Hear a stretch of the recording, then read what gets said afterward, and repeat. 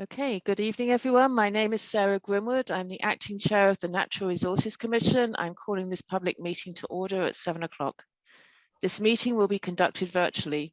To ensure public access to the deliberations of the meeting, the public may access this call through video conferencing or telephone. Following the presentation by the petitioner and questions from the Commission, members of the public will have the opportunity to ask questions and provide public comment. Please identify yourself with name and address for the record. You can also raise your hand from your phone by dialing *9 and use *6 to unmute.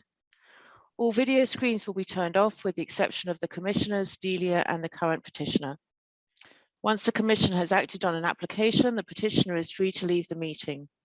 Screen sharing will not be permitted unless absolutely necessary, and all votes will be taken by roll call vote.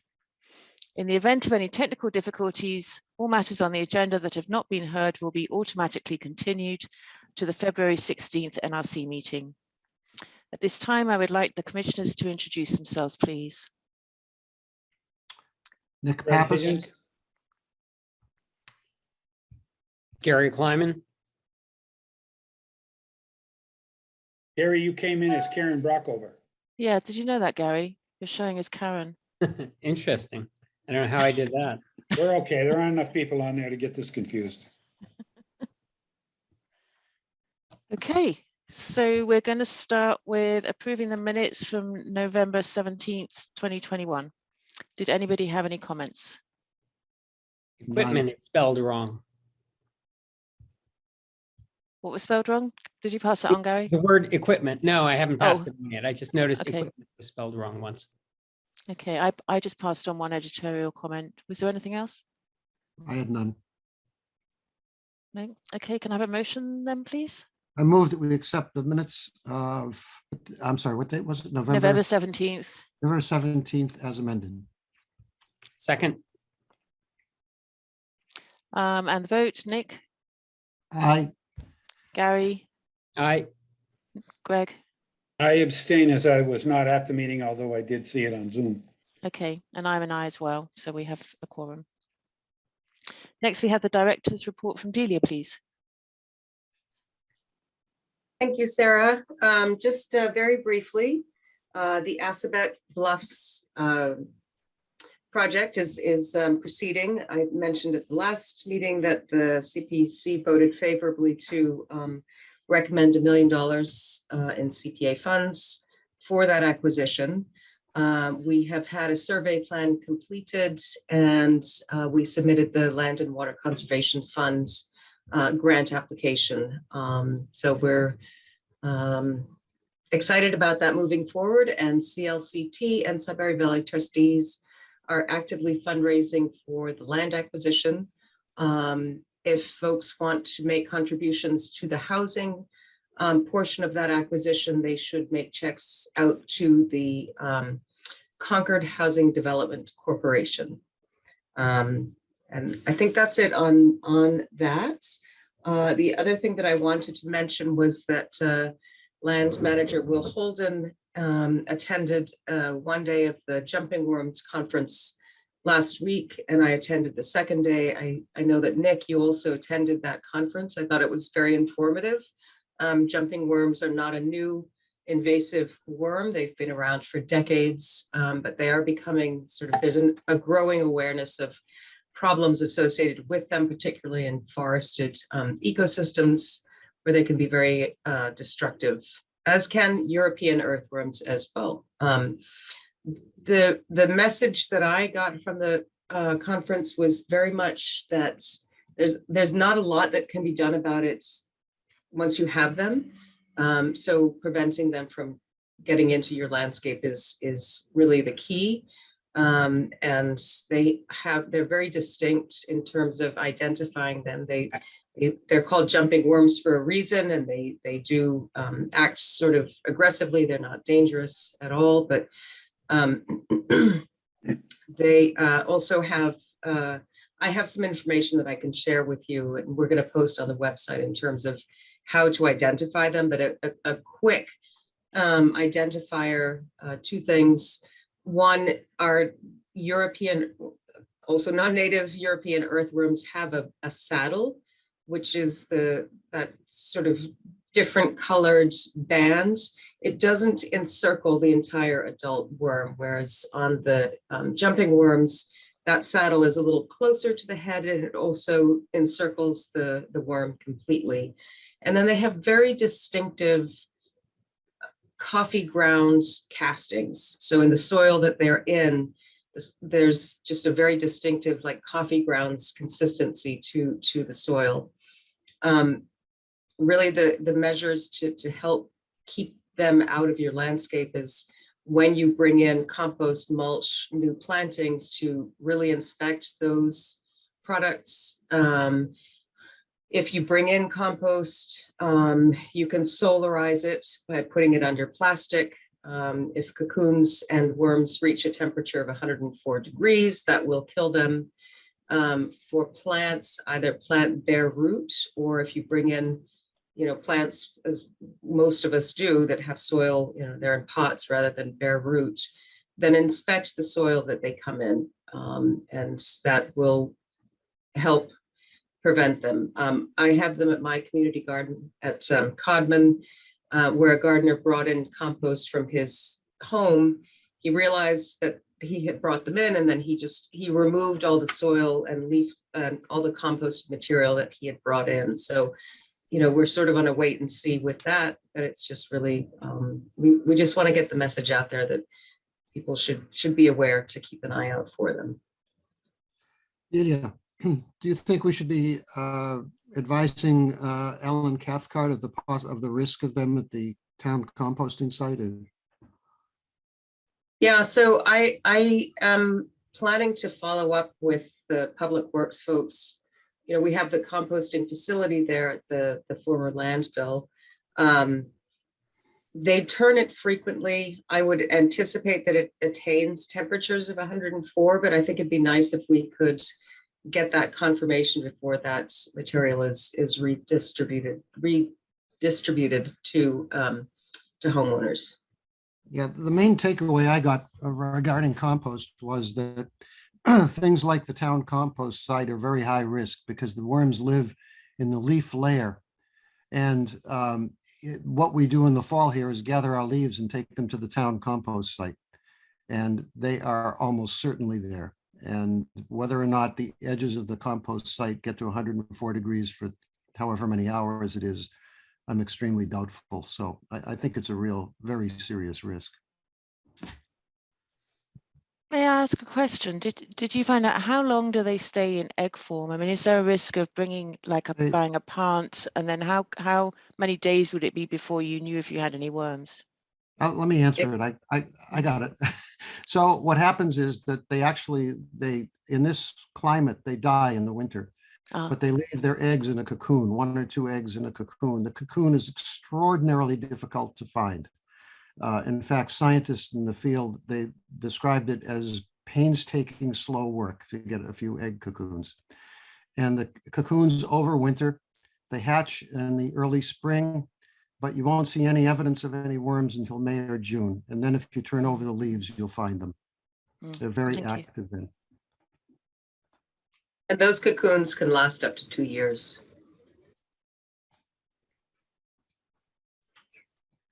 And that's it for my update.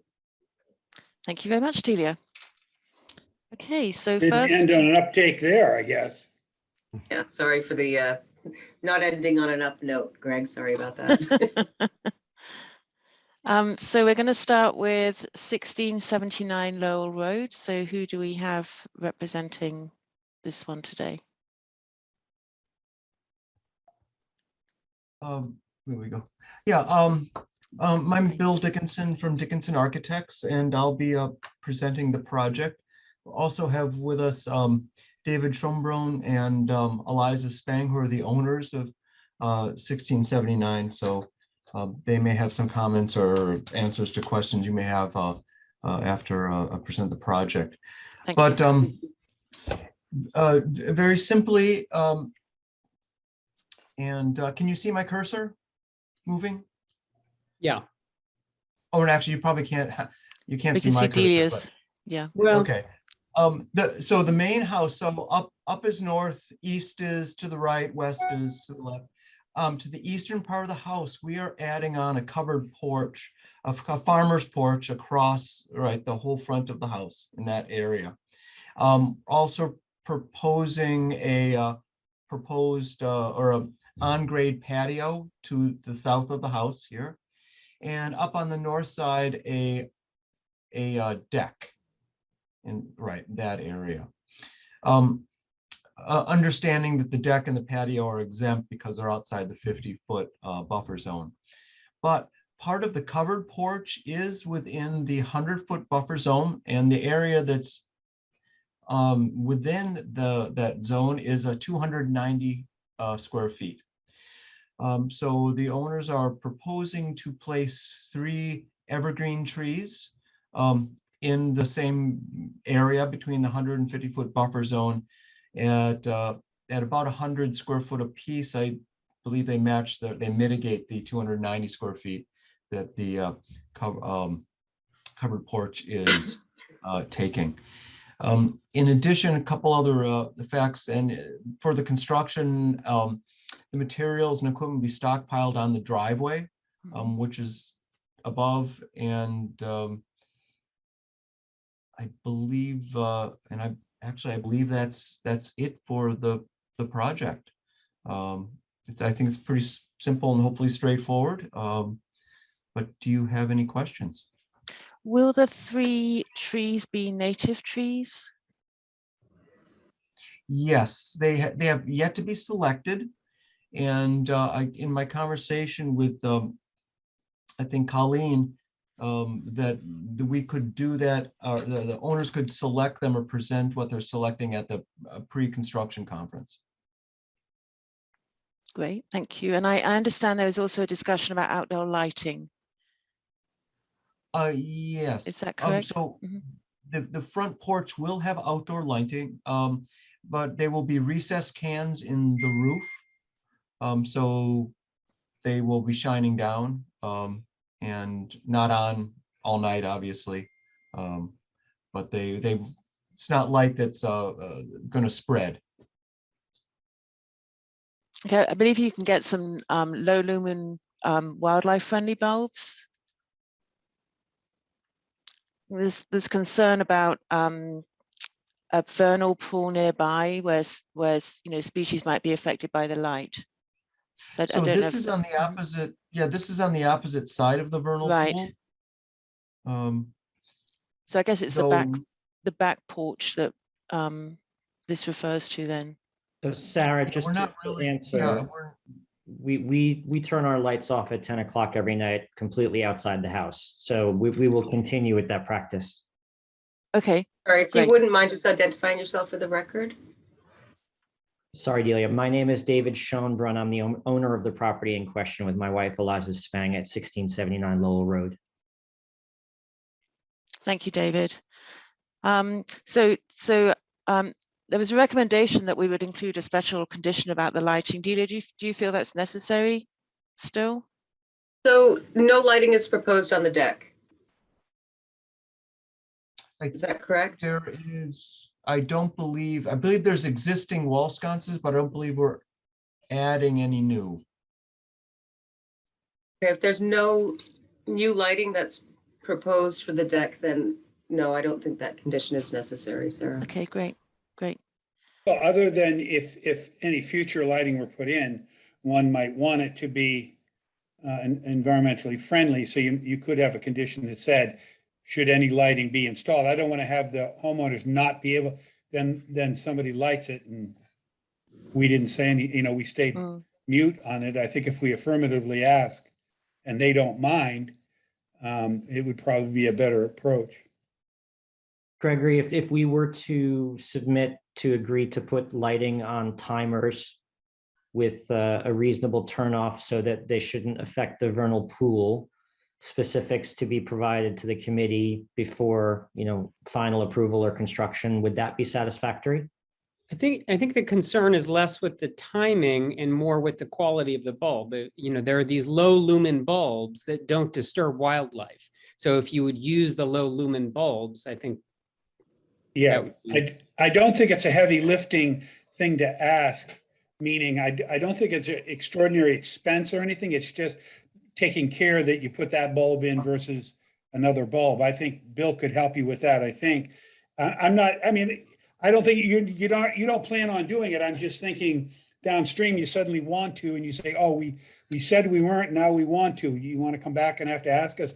I don't think you want to go that route. As Gary said, I don't think timing has much to do with it.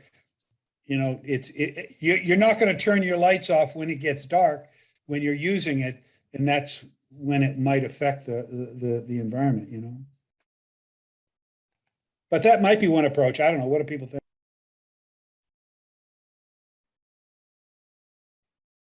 Well, I go back to Delia because she was thinking it wasn't necessary, but maybe from the discussion of the commission, Delia, you would like that condition back in now? I think Greg makes a good point. Mhm. And just to rephrase that to say, any future lighting shall be wildlife friendly, low lumen. Thank you. Okay. Any other comments from the commission? Are there any comments from the public? I'm not sure if we've got any other public on, but I can't see. Can you see anyone, Delia? Any Don't comments? see any hands raised. Okay. And All I right. might, sorry, just to modify that Yep. condition a little bit. You might want to say any future lighting installed at the rear of the house, just to distinguish. I don't think it matters so much in the front. Okay, thank you. It would be the northwest deck we're talking about. That's the addition, right? Right. So it's specific, so the homeowner doesn't have to wonder, what did that mean, you know? And I don't mean you, David, but somebody else might be in there and In the look at future. this and wonder, Mhm. what does that really mean to us, you know? Who would like to take this one as a motion, please? So what's the condition Oh. we're suggesting on the northwest deck? Any future lighting shall be wildlife friendly, low lumen light bulbs. Okay, On the northwest yeah, porch. so then I move that we issue a negative determination number 3 for 1679 Lowell Road, RDA file number 22-2, with the following conditions. A pre-construction site visit shall be held with DNR staff and the contractor to review erosion controls and limits of work. 2, stockpiling shall occur outside the 100-foot buffer zone. 3, outdoor lighting on the northwest deck shall consist, any future lighting, outdoor lighting on the northwest deck shall consist of low lumen wildlife friendly bulbs, and lighting fixtures shall be mounted low to the ground. And 4, after the project has been completed, the applicant shall submit a letter to the NRC stating that all work has been conducted in accordance with all conditions of this determination of applicability. Any changes from the RDA shall be described. Second. Thank you, Greg. And the vote, Nick? We saw you say aye. Aye. Gary, Aye. Greg? We Aye. saw it. Thank you, and I'm an aye as well. So that's it, Bill. Thank you very much. Okay, well, thank you very much. Thank you for your time. Appreciate it. Thank you. Take care. Okay, so next on the agenda, we have 2112 Main Street. Who do we have representing this project, please? Yeah, hi, folks. This is Matt Morrow representing 2112 Main Street. Thank you, Matt. Hi. Hi, and I see you have the plans up, Delia. Thank you very much for doing that. So essentially what we have is 2112 Main Street. It's a single family home on approximately 2.4 acres. The lot has a large wetland system abutting it. There is some floodplain on the property and there's some riverfront. Now, although there is floodplain on the lot, the floodplain is noted as elevation 98 based on prior survey on the property from Stansky McNary that did an elevation study. which has been incorporated into this plan. The proposed work is within the limits of the 100-foot buffer zone, but it's in the outer riparian zone. The project proposal does meet the exemption criteria in the 200-foot riverfront from consideration of riverfront. I did again discuss that with Alicia Gallion this morning, and she agrees that that portion of the rivers bill is it is exempt. So what we have is a septic replacement that is proposed. It is proposed basically in front of the garage area as shown on the plan. There are like 3 trees that are going to have to be removed. And it is proposed for a tree protection plan to be in place where the trees remaining are essentially cordoned off with a fencing. That fencing would essentially prevent any mishaps from any of the other vegetation from being touched inadvertently. There is erosion protection line that is shown on the plan in a bold that goes in front of the 50-foot buffer zone to both act as erosion protection and to prevent any work going within 50 feet of the wetland. And I mean, that's basically it. If you guys have any questions. So you said you met this morning with someone to discuss that it was outside of the riverfront jurisdiction, but my understanding was that it's not flagged. The bordering vegetative wetland is not flagged. Is that correct?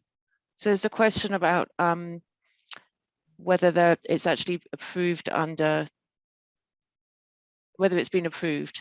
Julia, I don't know if you want to add any more to that. Is that still correct? As far as I understand, yes. Yeah, so that comment really more refers to there weren't flags that were evident, but we did have a prior filing. And they're close enough for this project that additional flagging doesn't need to be done, but we're just recommending that the commission include a finding that the wetlands boundaries as shown on the plan are not approved under the filing, since we couldn't actually review those in the field. Okay, okay. That makes sense. So if you don't mind, I just wanted to elaborate on that comment I had made earlier. So Alicia Gallion is the outreach coordinator for the Northeast Regional Office. And she had sent me a note in the comments about an extra filing fee for the multiplier for the riverfront. And I spoke back and forth with her by email today saying that I didn't believe it would be required for the multiplier because the work was exempt under the rivers bill. She showed me another section in the regulation, which I affectionately called the fine print, which basically showed that if the work was still in the buffer zone, then the multiplier would apply, even though the rivers bill does not. I'd sent her out a check, so that fee's on its way. They also, for some reason, misplaced the copies of the plans that I had sent them. So I resent those electronically, and she sent them to the reviewer because she also knows a hard copy in the mail to her. So she accepted the electronic filing for now because the paper was on the way. So she sent that over to the reviewer. So he's currently looking at it. Great, thank you.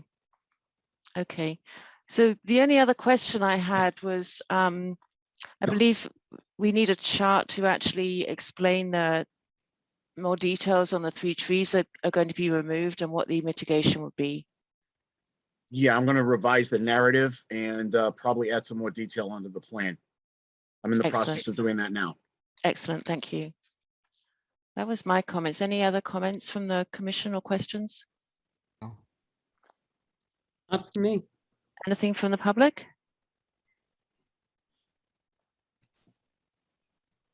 Sarah, I have a question. Mm-hmm. So, Matt, this tree here seems like it might be far enough away from the septic system that it wouldn't need to be removed. Is that, can you just elaborate on that a little bit?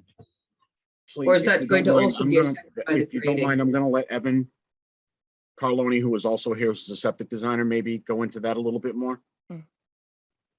I'll take that one. So the reason that is flagged as to be removed is really the proximity of the tree to the leach field itself. You really don't want a large tree near a leach field because it's such nutrient-rich water.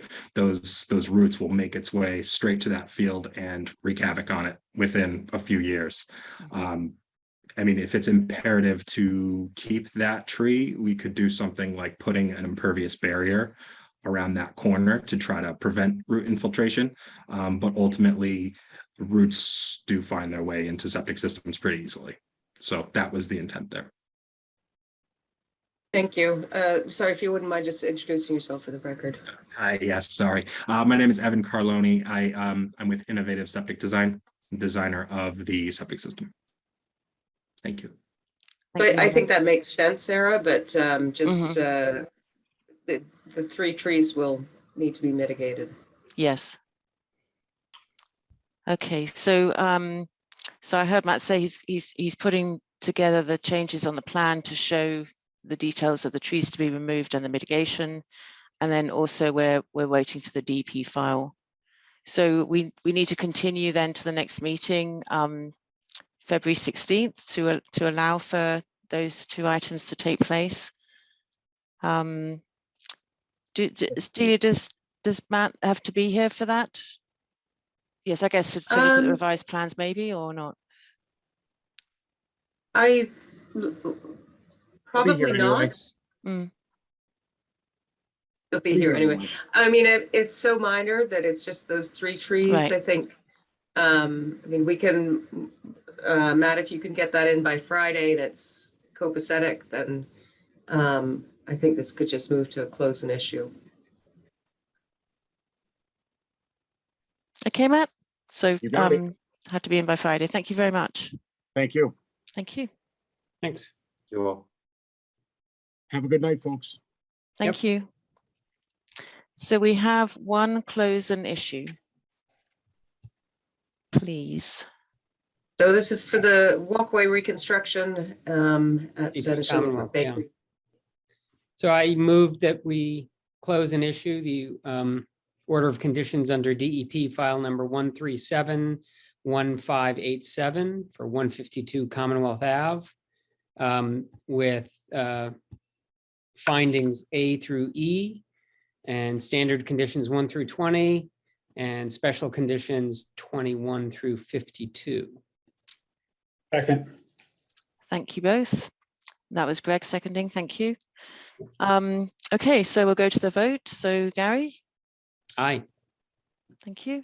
Greg? Aye. And Nick? Aye. And I am an aye as well. Thank you. And we just have one more item of other business. We didn't break our record. But Amazon conversation restriction purchase and sale agreement. Are you going to talk us through this, Delia? Close an issue. I will. Just very briefly, you will recall that at 2021 town meeting, the town approved the purchase of a conservation restriction over lot 1, which is shown here. This is a 0.68 acre parcel that is being subdivided off from the larger Emerson parcel, which is here. Here's the Emerson house. And that purchase secures the location of the Emerson Thorough Amble connecting into Lot B, which the town acquired in 2019 from the Emerson Association.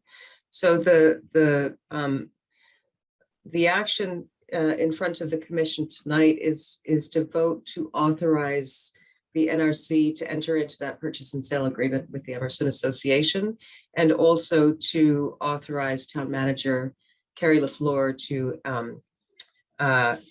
execute the PNS agreement. Okay, and so does that require discussion or just a simple vote, Delia? I don't know if there is any discussion, but otherwise it's a simple vote. It is. It's Yes. a simple vote. If you know, any discussion, of course. I was just intrigued myself actually. So when you visit the Emerson house, you know, are told about the garden and can walk through it. I assume those activities will still continue. Yes, so you're talking about in this area with those. Yep. Just behind the house, yeah. Emerson Association will retain full rights of this portion of the parcel. They retain the fee interest in lot 1, but they're placing a development restriction on it. Okay. And what did that cost? Was that a donation, or what did that cost the town? I forget. It was a $560,000 acquisition. Yeah. For lot B. Actually, lot B was much less because it's primarily lot B and lot 5 are all floodplain. Right. So the conservation and restriction costs 500. Okay, so the conservation restriction costs 500. I'm just curious. I forgot what was going on. I know. Yeah. Sorry, I should have mentioned that. Sorry, Sarah. We're already beyond the limit, or I would not have asked that question. Okay. Do we? I make a motion to. Thank you. I make a motion to. Somebody should read the what Karen emailed. That vote should be read. Record of vote, that document? Yes. Okay. I make a motion to take affirmative action on the record of vote of the Town of Concord Natural Resources Commission, February 2, 2022, and a duly called public hearing of the Concord Natural Resources Commission, February 2, 2022. The commission voted as follows. 1, to approve the purchase and sale by and between Ralph Waldo Emerson Memorial Association and the commission for the commission's acquisition of a conservation restriction on a portion of that certain parcel known as 18 Cambridge Turnpike, Concord, Massachusetts, consisting of 0.68 acres and shown as CR area 29,619 square feet plus 0.68 AC. Oh, not plus point, or is it plus? Plus or minus.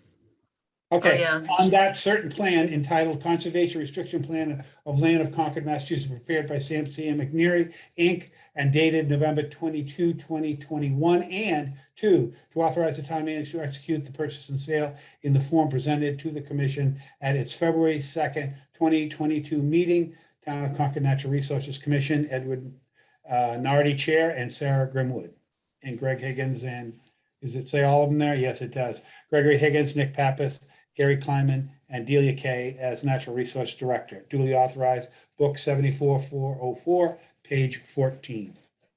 Thank you very much, Greg. Second. Thank you very much, Nick. And we'll go to a vote. Gary? Aye. Greg? Aye. Nick? Aye. And I'm an aye as well. Thank you very much. Okay. So, Go hi, ahead. Susan, I see your hand up.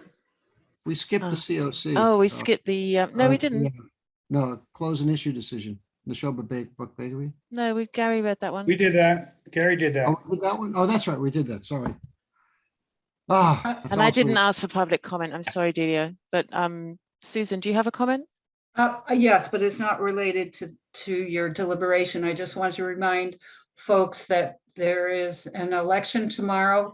There are 2 items on the ballot. One is funding of the middle school project, which passed the special town meeting 2 weeks ago by over 2/3 vote. And the vote required at the ballot is a simple majority. And the other item is filling a 1-year term on the school committee, and there are 2 candidates for the position, and that's it. And I'm really happy that I'm going to be able to watch a lot of Jeopardy. Thank you. Thank you, Susan. Enjoy your evening, Susan. I make a motion to adjourn. Second. Before you jump off, I have a question for you, if I could. Sure. Okay. Go ahead. Did you adjourn? No, you want to That's adjourn right. first? Yeah, so we had a second from Gary, Oh, Gary, thank you, Gary. So the vote will go to Gary.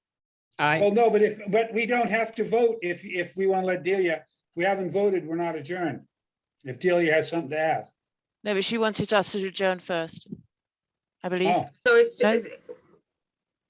it's just a question on a certificate of compliance that's that I actually don't have the plan for. So I have to scan it, and I'm afraid I don't have that scanned plan. I'll bring it to the next meeting for. Okay. Yeah. Okay, so let's start voting again on the motion to adjourn. Sorry. I think Gary, you said yes? Yeah, Yes? aye. Yep. Greg, all right. Nick, Aye. and I'm an aye as well. I look Okay. forward to hearing about the COC in 2 weeks. Very good. The, Bye all. Thanks, everyone. Good night. Bye.